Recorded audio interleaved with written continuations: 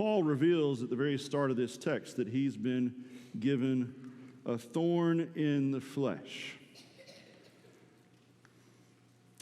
And theologians have debated, discussed, questioned. They've tried to figure out what is exactly the thorn in the flesh. And some go to Galatians where he talks about his eyesight, and some go to somewhere else where he talks about maybe he can't speak as well. And others still have said, well, maybe it's not a physical ailment for Paul, maybe it's a person.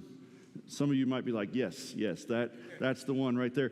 Because he does say that there's a smith named Alexander who gives him great difficulty, does a great disservice to him. So perhaps his thorn in the flesh is a person. We don't know.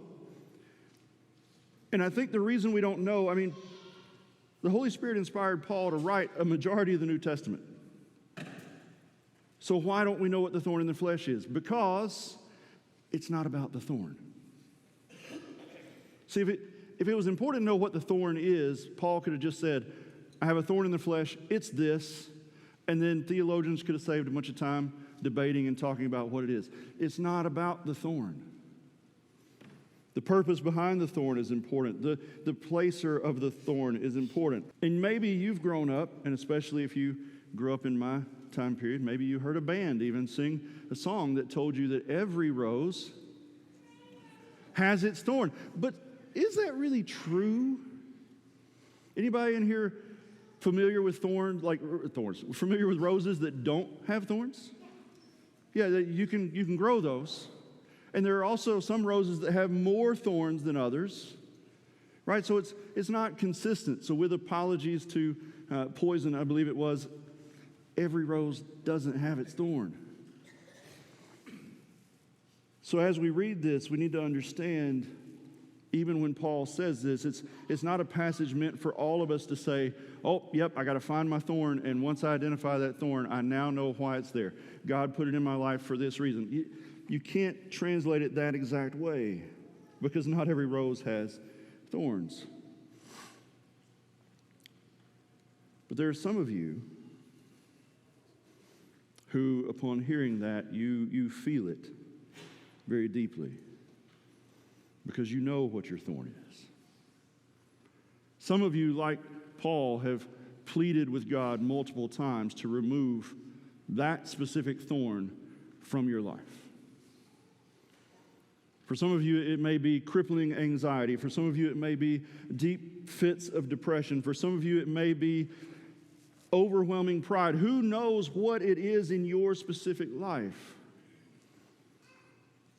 Some of those may be medical conditions that you want to know why you have been challenged with when others don't have the same obstacles.